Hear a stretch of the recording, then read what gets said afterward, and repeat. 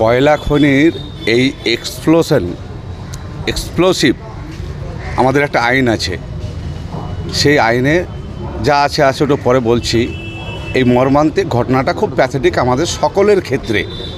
কালকে শুনেই কিন্তু আমি সরকারের কাছে আবেদন করেছিলাম যে যারা এতে মারা গেছে এই দুর্ঘটনায় তাদেরকে যথার্থ পরিমাণে আর্থিক সাহায্য এবং চাকরি দেওয়া হবে উচিত সরকারের, এবং যারা আহত আছে তাদেরকেও আর্থিক সাহায্য এবং তাদের পরিবারকে আর্থিক সাহায্য এবং সুচিকিৎসা দেওয়ার ব্যবস্থা করতে হবে। খবরে শুনলাম যে সরকার তাদেরকে আর্থিক সাহায্য করছে, তার জন্য অসংখ্য ধন্যবাদ।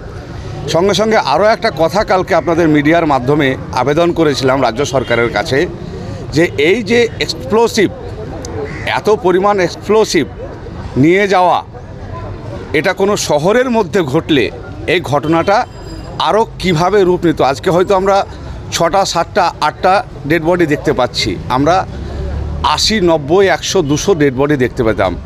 সরকারকে অনুরোধ করব বা প্রশাসনকে অনুরোধ করব যে এক্সপ্লোসিভ নিয়ে যারা ব্যবসা করেন, এটা একটা ব্যবসা, আমাদেরকে ব্যবসা করেও খেতে হবে, আমাদেরকে কাজ করেও খেতে হবে, কিন্তু এই যে এক্সপ্লোশন হয়ে গেল, এটা কেন হলো এর একটা বিচার বিভাগীয় তদন্ত করা উচিত আগামী দিনে, যাতে না হয়।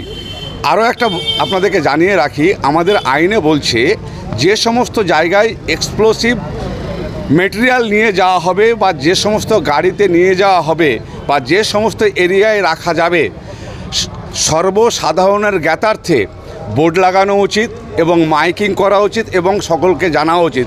কোথাও যদি কোনো ডিনামাইট পুঁতে রাখা হয় মাটির তলে কোনো সরকারি কাজে বা কোনো ব্যক্তিগত কাজে, কিন্তু সেটা লাইসেন্স আছে, সবসময় এখানে বোর্ড লাগানো উচিত যেটা এক্সপ্লোসিভ জোন।